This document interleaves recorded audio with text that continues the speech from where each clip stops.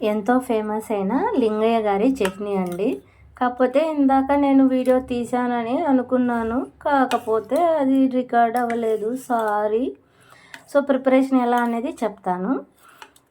వేరుశనగ పప్పులు ఉన్నాయి కదా, అంటే శనగకాయతనాలు. సో అవి వేపుకొని పక్కన పెట్టుకొని, మరి తెల్లగడ్డ ఒక 4 పాయలు తీసుకొని ఒక బాండిలో ఆయిల్ వేసుకొని తెల్లగడ్డ వేపుకోవాలి. వేపుకున్న తర్వాత తెల్లగడ్డ వేగిన తర్వాత, తెల్లగడ్డ అంటే ఏదో అనుకుంటారు, చిన్నులపాయి, సో వెల్లుల్లిపాయి.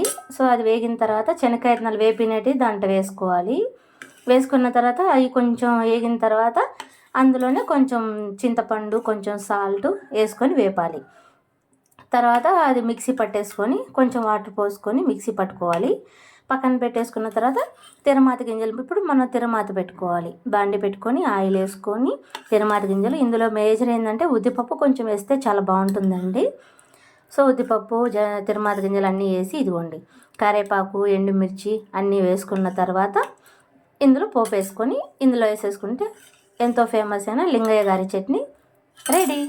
సారీ, ఈసారి ప్రిపేర్ చేసేటప్పుడు స్టార్టింగ్ నుంచి వీడియో పెడతా, ఓకేనా? Bye friends.